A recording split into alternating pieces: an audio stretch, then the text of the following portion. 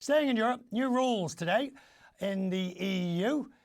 How people experience the internet. Major changes, the DMA. The aim of the new policy is to encourage competition and the dominance of the tech giants, the gatekeepers, if you will. Now, two examples. So Apple will now let people in the EU download iPhone apps on third-party app stores. It's the first time that's been allowed, so you can find some other app store that you like the look of. It's not been allowed for that. Google will also make big changes, driving more traffic to independent shopping or travel booking sites instead of directing users towards Google's own services. Bill Echikson is of the Centre for European Policy Analysis joins me. He's in one of my favourite places. He's in Malaga in Spain. Absolutely wonderful. Now look, Bill, the DMA's come in, the digital market now. The ability, this is different to say antitrust litigation, which is what's seen in the United States. These 6 or 7 or 8 gatekeepers companies, the biggies, are now under no illusion about what their duties and responsibilities are.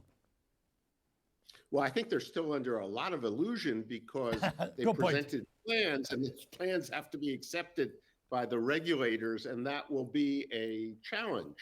A lot of the plans haven't gone over so well, I think, already. I mean, you mentioned the Apple App Store, the Spotifys of the world, and Epic Games were not terribly happy with that.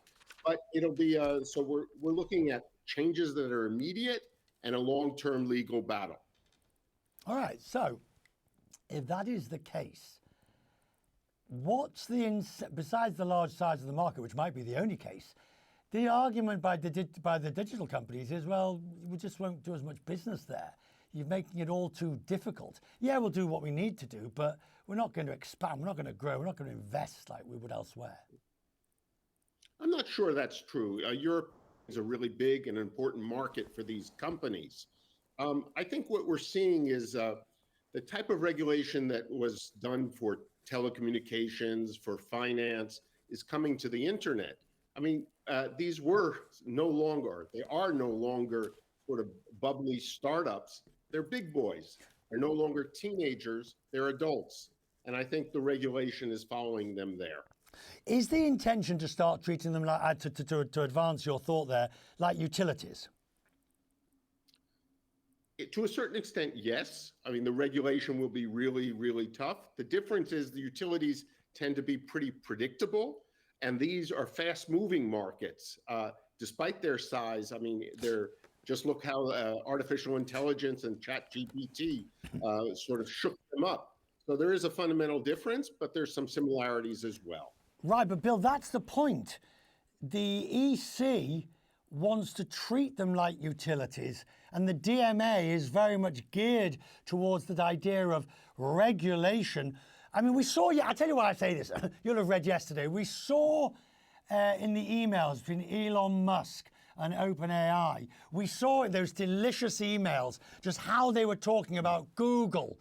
This is only 4 or 5 years ago, but what's the ability of the DMA to respond to this ever-changing environment? So I think the DMA is a step forward or different than previous antitrust investigations, which dragged out over 10 years and produced minimal changes. These are producing changes that you showed that are overnight. On the other hand, you're right. Enforcement has always been difficult for the EU. Enforcement is tough, especially with markets they don't really understand. And they're, we could end up like with privacy, with lots of pop-up screens and lots of requirements that you click and not much changes. So enforcement is the big unknown here. So what about the Brussels effect? A market of 300 million or so, vastly, I mean, at the end of the day, and we saw this to a certain extent with GDPR, but where a lot of companies just basically went along with it because it was so important and therefore some didn't, others did. Is it likely that other countries will, I know the UK's already done its own version, but other countries will just simply lift the digital media rules from Europe because it's just more convenient? It's already happening. I mean, in Japan, they're already targeting app stores. In Mexico, there's a proposal. India, Brazil. We wrote an article about how many jurisdictions are adopting this type of regulation. I mean, in the US also, I think there's similar issues that have arisen, but the politics don't allow for a regulation. So we're seeing it, the Biden administration attempt to regulate or attempt to deal with similar issues of tech size, but through the courts.